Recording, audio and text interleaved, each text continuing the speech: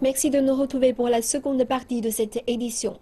La Chine planifie de construire plusieurs laboratoires multidisciplinaires partout dans le pays. Ces installations stimuleront la recherche scientifique et vont permettre la réalisation de projets à grande échelle.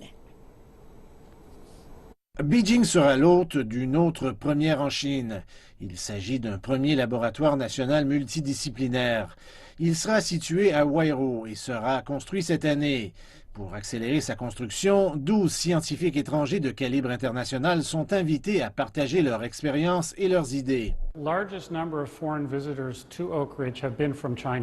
Depuis plusieurs années, le plus grand nombre de visiteurs étrangers à Oak Ridge vient de Chine.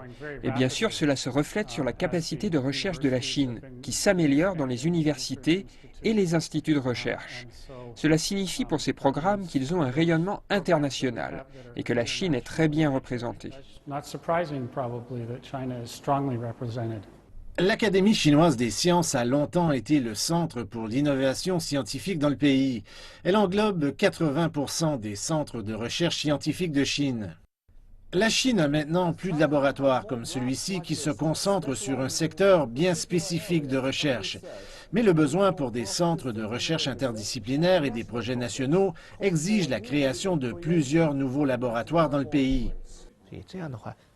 Plusieurs secteurs d'activité ont des besoins urgents en termes de recherche et il y a une grande demande dans le pays.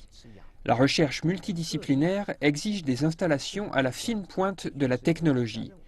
Seulement le gouvernement peut financer ce genre de projet qui nécessite des centaines, voire des milliers de scientifiques. Et des laboratoires conçus pour ce genre de recherche sont nécessaires. En travaillant de près avec les départements de recherche et développement, le nouveau laboratoire national va éventuellement compter 3 sites de recherche qui vont se concentrer sur les énergies propres, sur le génome, sur les sciences environnementales et sur la science du cerveau.